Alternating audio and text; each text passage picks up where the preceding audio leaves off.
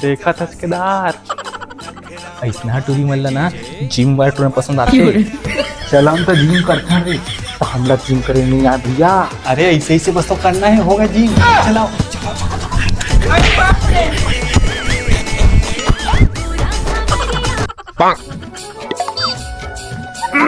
दादा नहीं उठी का रहे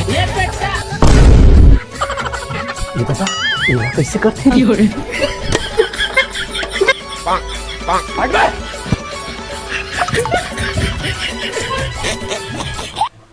इम्प्रेस हो गया इसका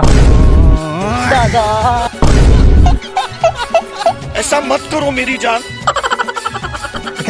देख किसी हंसा है अबे साले अरे मैं तो भाग गए कैसे करिए आप किरहा मन तो परेशान कर डले हैं किस तरह वो तो दीदी फिर आवाज की मन हो। अबे तू है कौन? दादा अरे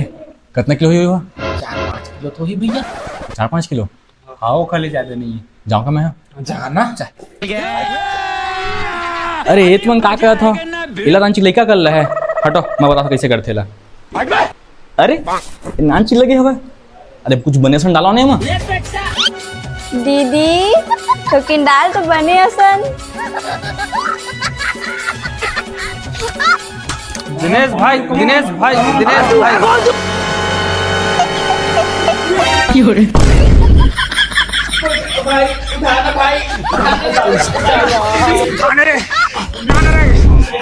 अरे कोई उठावन दीदी आवन बचा लो भाई धक्का दी मरण रोगा हो मटमटा ला रहे हो किरहा रोगा हो